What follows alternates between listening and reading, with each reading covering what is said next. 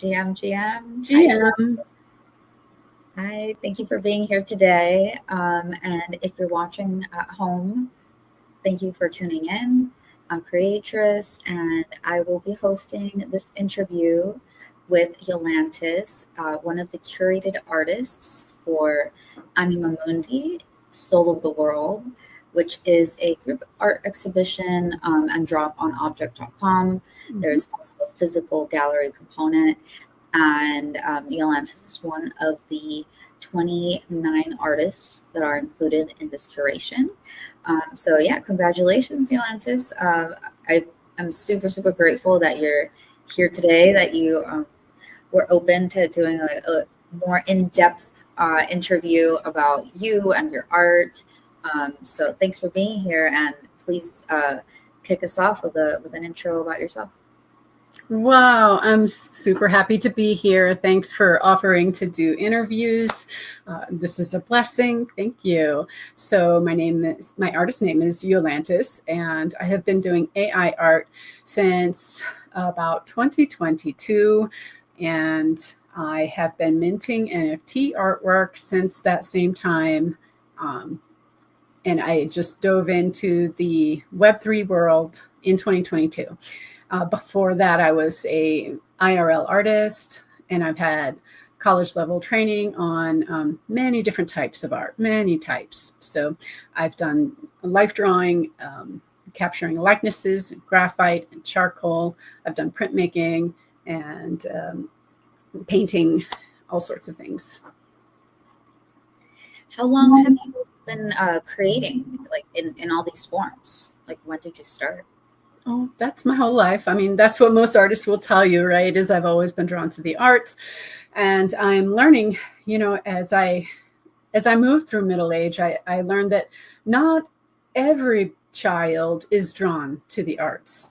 Some children just don't resonate with that. Some resonate more with other things like sports, like they've always been into sports. And for me, I was always drawn to the arts. So in terms of like what I chose in high school, I was choosing electives in the arts. I was choosing painting and photography and printmaking. And then by the time I got to my first year of college, I was choosing things like the more advanced printmaking styles, learned how to do etching and wood carving, wood blocks, and learned how to do lino cut and all manner of drawing. That's amazing. I love it. Yeah, I think that is a shared kind of like trait that I see with a lot of artists that I talk to, that it's like years, like, and it's evolved, right? You start, with drawing, you start with paints, as a child, I definitely gravitated towards the arts. But even, having a child, there's been times in his life where he's been into art, and there's times where he's just like can't be bothered, know. So I think we're just humans, and we're emotional humans. So sometimes we're into something, sometimes we're into. I've always been into art, but sometimes I think what changes for me is the medium. So right now I'm really into AI and VR and 3D. But 10 years ago I was life drawing, like you brought up, and I thought it was the most magical art form. So I love it. So I've been intermittently practicing life drawing at local studios who offer a model, and I'll go in and I'll improve my skills and try to practice. And I have drawings where I remember where the teacher was helping me with perspective and just like improving the eye-hand coordination. And it's a journey, definitely. And like you said, the medium changes. I remember that I affiliate with always needing to make something, and it doesn't always matter what it is. So one time when I was living near a ceramic studio, I was in that studio just painting ceramics because they would fire it for me because they had the kiln. And so I still have those pieces. And then when I was near a place that was giving needlework beading classes. I was learning how to bead my own seed bead necklaces, and I did the Ukrainian stitch, and I gave all my close friends like a Ukrainian stitch necklace that year for Christmas. That it just doesn't matter what it is. I love to make stuff. I love it. I love it. You got that creatress spirit that I like to say. We're just like the urge to create. It's in any form. I think that's amazing. So you've done even more art forms than you originally said in your intro. Well, I don't stick with them. So after finishing a seed bead necklace, you swear never to do it again, because okay. I see. 6 months for one necklace or something like that is really tedious. So some of them you just try and let them go. I love that. That there is something there. There's deeper wisdom even in that, and what we just talked about right there, because it's so true. As artists, I think I used to name like every art form that I've done, right? Mm-hmm. and then that just naturally falls away, because you're just like, well, I haven't done that in 5 years, right? Yep.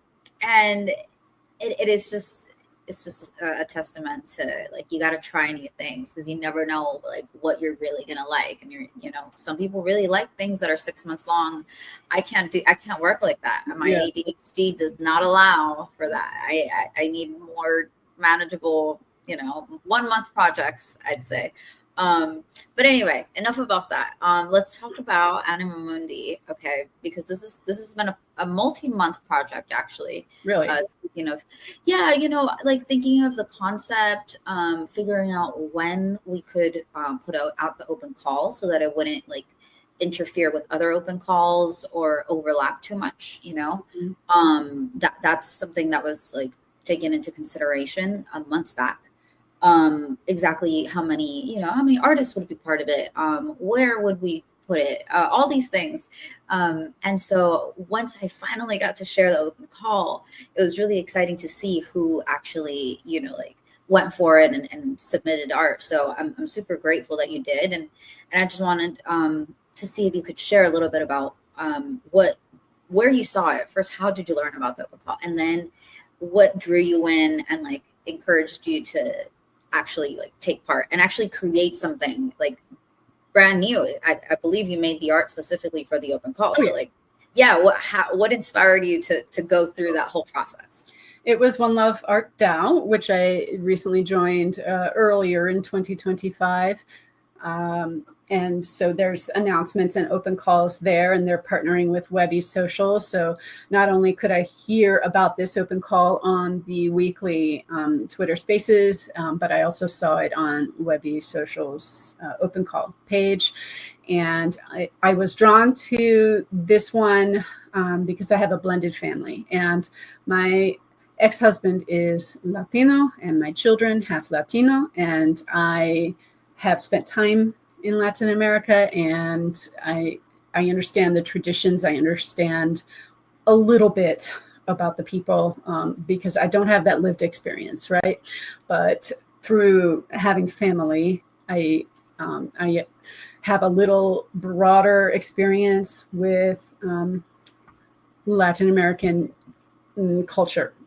So that's why I wanted to go for it. I do need to be careful where I spend my time, because my days are so full, and I have a job, but I love to create artwork at night after the job is over. And this is one I wanted to go for because it resonates. I ended up, I think, working for 2 weeks on this. Wow, that's incredible, and I love to hear that, because I hadn't heard a story like that from anyone yet. I've interviewed a couple artists, but yeah, I think you definitely have the lived experience. If you had a spouse and like kids, of course, I think maybe you didn't live there or weren't born there, but like you absolutely were immersed in the culture. There's no doubt. By just having them around. So that's amazing. And that's what I wanted to like encourage, is like, you don't have to be Hispanic. You don't have to have that in your, ancestry to appreciate the culture and to celebrate it. So I'm super, super happy that you went for it. And the artwork that you made is incredible. So I'm gonna pull it up, and the next thing I'd like to ask is for you to share a bit about it. I have got a synchronicity story right here. So amazing. Let's see if we can see it. Okay. So I told you about my longtime history with IRL and traditional art practice. Now, this is, of course, AI artwork, and you can tell, it's obvious that it's AI if you have a trained eye for being able to inspect and see. I do have a, I meant it to be a mosaic. And so not all the tiles there are really shaped like real glass, but it gives enough of the effect for it to be really impactful for me. So I chose it. I did iterate over scores and scores of different images that I could have used. Now, Anima Mundi, soul of the world, such an impactful phrase, and I wanted to make a tribute piece to the Latinas, especially because we are long suffering, a tribute piece for those activists who connect to the soul of the world through their daily justice work. So when I chatted with my OpenAI, my ChatGPT, because my LLM understands my artist statement and understands what I strive to achieve through sculpting my works with text. And it knows that I work with women in water.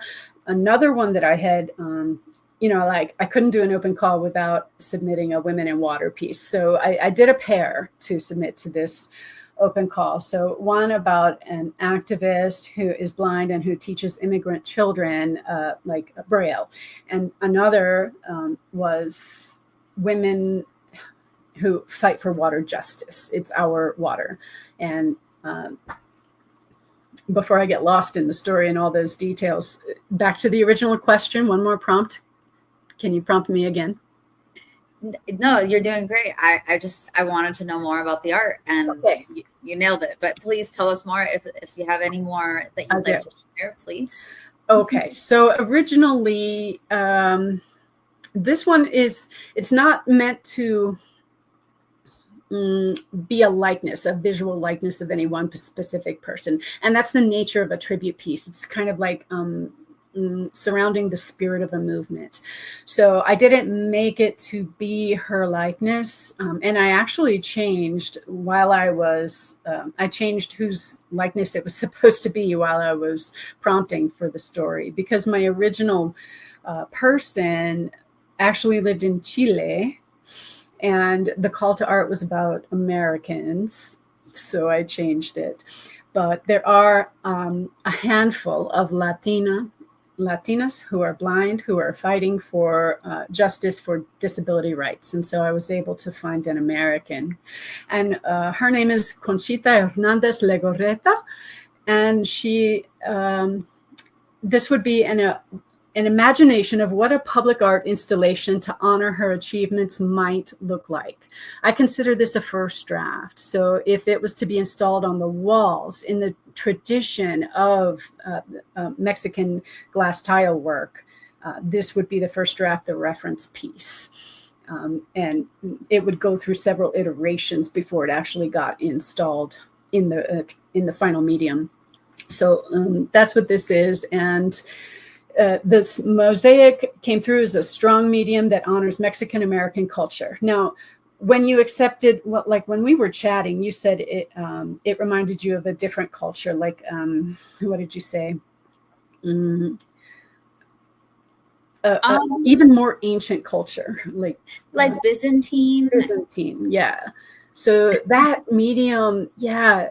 It takes us back to our art history lessons from when we saw the Byzantine mosaics, with, all installed in the walls, in the swimming pools, on the floors, everywhere. But also Mexican American history is rich. rich with mosaics and tribute pieces. And so this is the spirit I want to pick up with this, because I see in my own neighborhood murals on the wall that are just so fantastic, and they're oversized, and they pay tribute to someone who was an activist for the community, a community changer, someone who loves the people. So that's what I was going for.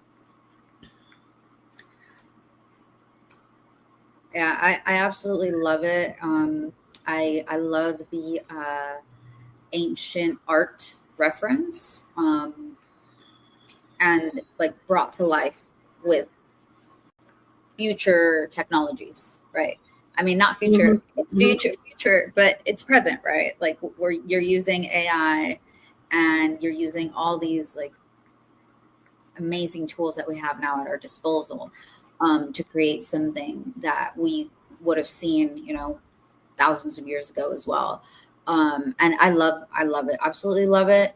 And I think it's so visionary, and I really admire this about you, that, you created this, but you're already thinking of like 20 iterations ahead, right? You're like, I want to see it on a wall, and I know this wouldn't be the one, because then we would have to probably like account for how tiles are shaped, and so it would change. And you're like, so I know it wouldn't be this, but this would be like the starting point. And I could see a mural mosaic being put up one day, 100%. Oh yeah.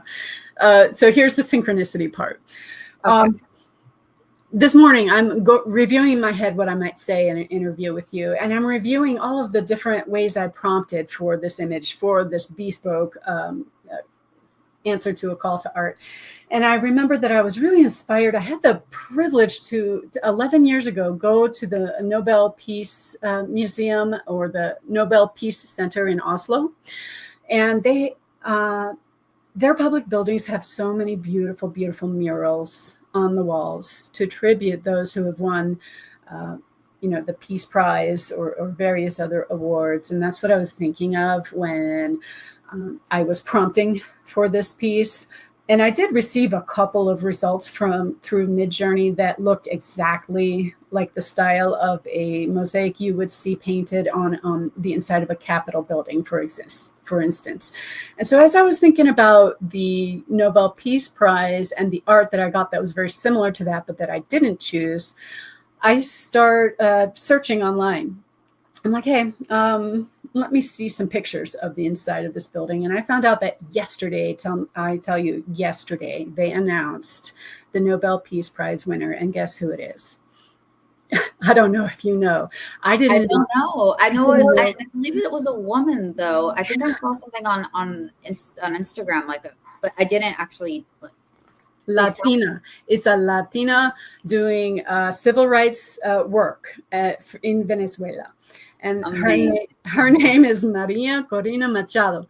And so she was shocked. And I saw like that Instagram interview. It was just the guy in Norway, in Oslo, who gives her advance notice that she's going to win this thing, gave her 10 minutes to wrap her head around the fact that she was just about to be announced as the winner.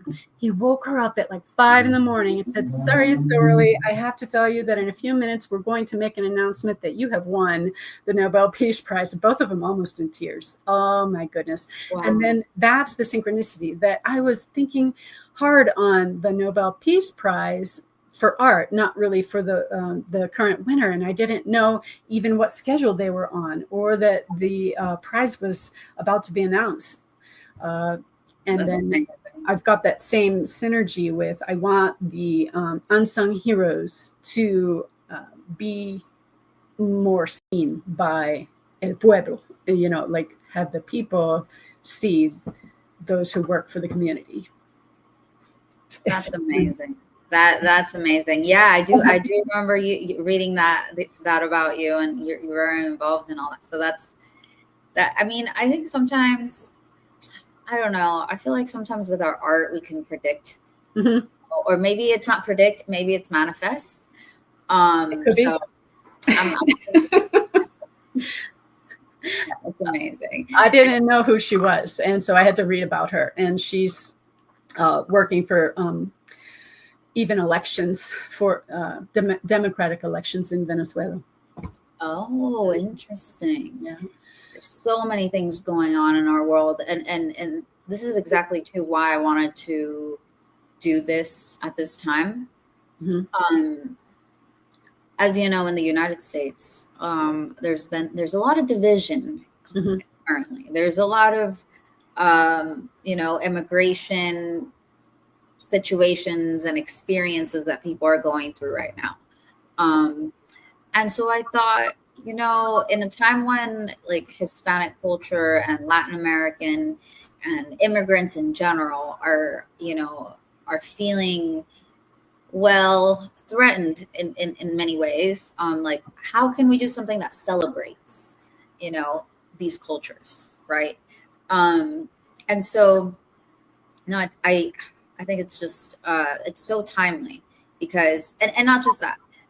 Hispanic Heritage Month, which I keep forgetting to mention.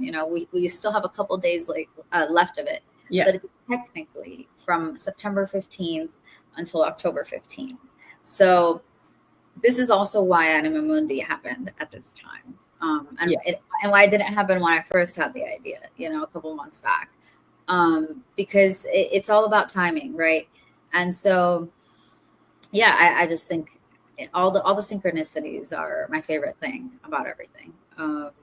Every project that I do, just running into people, the different artworks that emerge from the open calls, everything is just lined up so beautifully. And I also have to say that the color palette, it is similar to the open call that was created by Janita. A lot of blue. Mm-hmm. The blue and like the rich orange and like a little bit of like off-white tones. I didn't notice that. Yes, I didn't notice it at the beginning, but I have been looking at it now, and yes, it's something that Luco also did in his art. I saw his interview. Yes, you were talking about that.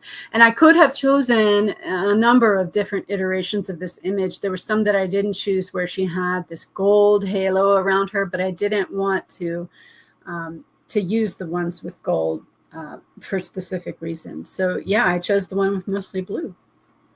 Yeah, I just find it beautiful that there's like a similarity there in the color palettes. As well. Mm-hmm. And so this you actually made it a 1-of-1, which I think is very special as well. Do you want to talk about your decision to make it a 1-of-1 versus editions? That was completely up to the artists. So just curious. I don't know if I have something to say about that other than like, okay, well, let's just let there be one, let it be scarce, let it be just the only one there is. I've tried editions with other drops, and I think that this piece might have more wings, shall we say, if there's only one of them. I think that's fair. I think that's perfectly fair. And it's just, it's such a personal thing from artist to artist. So I'm always curious, and, one artist's strategy may help a different artist, conceptualize their own. So kind of depends on what kind of drop you're doing. And there's a lot of dependencies and factors that go into a choice like this. And so it's just how it ended up. I believe that I have another one with One Love Art DAO where I made editions. Okay. And that one sold 3 of the 5. So I have 2 left with that one. And that leads me to my next question, actually, which is, well, first of all, thank you for participating and like going into such depth with your work when you were creating, and then also, with explaining it today. I think that makes all the difference. But I do want to know, obviously we focused on Anima Mundi, and that this curation and this this show is open for, I mean, it officially opened yesterday. So we will be talking about the artworks for at least the next couple of weeks, and highlighting the artists and the different artworks in the collection. But I know that you're a very prolific artist. And as you said, your days are very busy and you create often. So I'm curious, what other projects do you have currently or in the future that we could support you with and just keep an eye out for? Here's what's on the docket. Okay. Recently, it was Metaverse Art Week in Decentraland, and I put my entire Seraphine collection inside of a 3D build in Decentraland and toured people around it. And that was so much fun to let people see the Seraphine artworks in 3D. With their little avatars. Now, that is an open call that I've had open most of the year.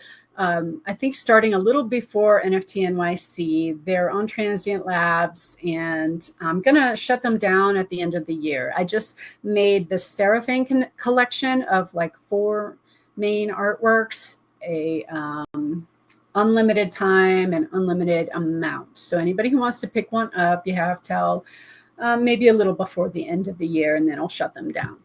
And then, of course, I work in accessibility, which is one of the reasons why I love that we have a synchronicity between Hispanic heritage and then Disability Employment Awareness Month, and why I chose to do a tribute piece for the disability community. And next week, I will be an MC, which means I introduce a speaker for a free day-long live stream called WordPress Accessibility Day. And there's 24 speakers all having presentation topics having to do with content management systems and accessibility. Now, I'll be introducing the keynote speaker next Wednesday. It's kind of fun, right? It's just one of those things I could volunteer for because I'm certified in accessibility core competencies. Also, what I'm doing is I am learning surface pattern design. So I currently have a Halloween collection up. And if you go to my Webby social dashboard, I have a picture of my Halloween collection. It's a little late, but you might be able to, it's a print-on-demand fabric company. So in order to get it in time to sew your own like Halloween bag or Halloween table runner or, you know, your Halloween decorations with it, you'd probably need to get some fast shipping now, pay extra for fast shipping. But I had those out last month. So crafters could craft with them. And I made myself a Halloween bag. It's cute. It's cute fabrics. So the Vessel Listens is a drop that's live right now on Foundation. I am looking at a spare monitor when I turn my head. So it is called the All Are Welcome Here gallery on Foundation app. And this is like an exhibition that has story to it. So Juju Mama, who is the one who asked me to do this collection, she's written this beautiful story and given me a page of prominence out there on Foundation apps. So it's on the ETH blockchain.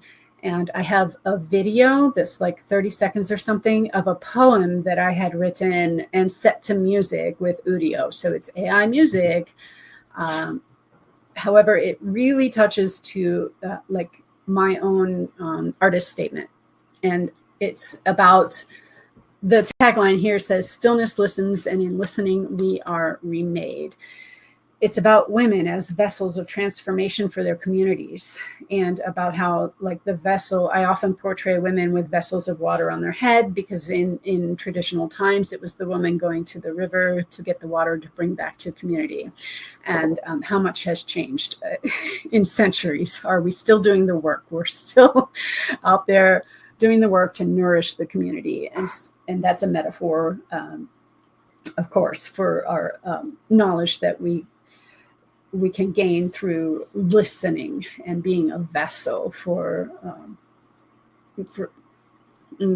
well, I'm going to stop it there. I don't want to go too long with it, but the Vessel Listens is live right now. There is a free mint, there are editions, and there are one of ones. There's one video, and the rest are stills.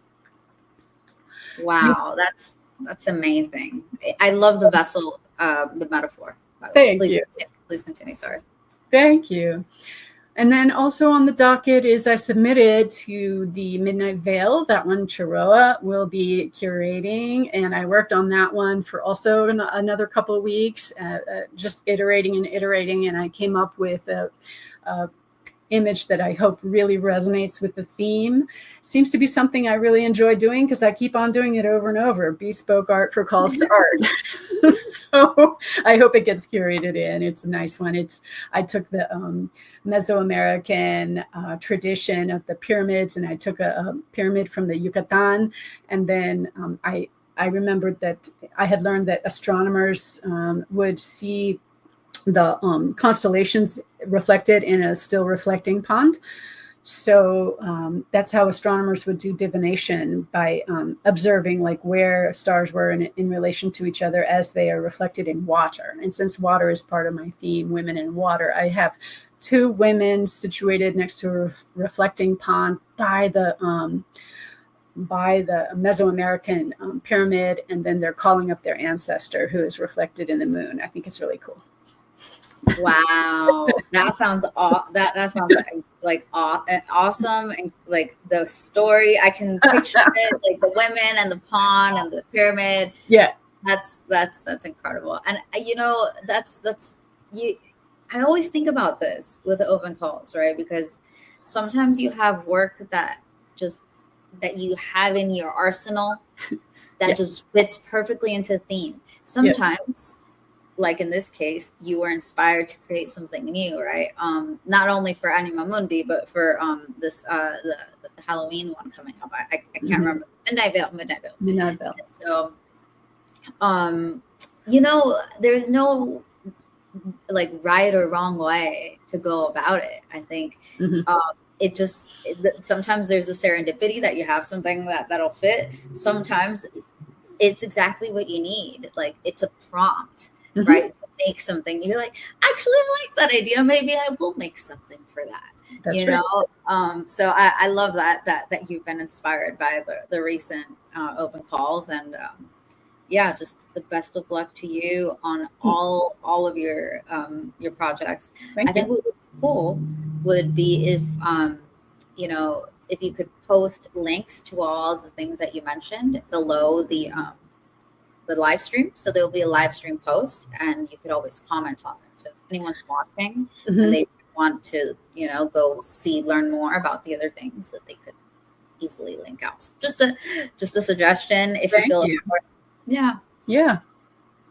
All right. Well, that concludes our interview today. Yolantis, thank you so much for your time, for your participation, and just like for all the meaning that you put into your work. I think that we're going to see a lot more great things from you, and I'm just excited to be along for the ride and cheer you on. So thank you again. And, I appreciate you, Creatress. Thank you. Anytime. And for anyone out there who was listening, please do make sure to go check out Yolantis's work and the rest of the artworks in the Anima Mundi collection. They are on object.com. I believe you can still find them on the front page. Thank you to Object for doing that and for sharing the art. And yes, we would love to see you out there on our collectors, leaderboard. So please, and if you cannot collect, we would love if you could share this interview with anyone who you think might enjoy learning a bit more about art and this wonderful artist. So with that, I'm signing off. Thank you for watching. And make sure to join us because we have a couple more artist interviews. So can't wait. We'll see you again. Bye.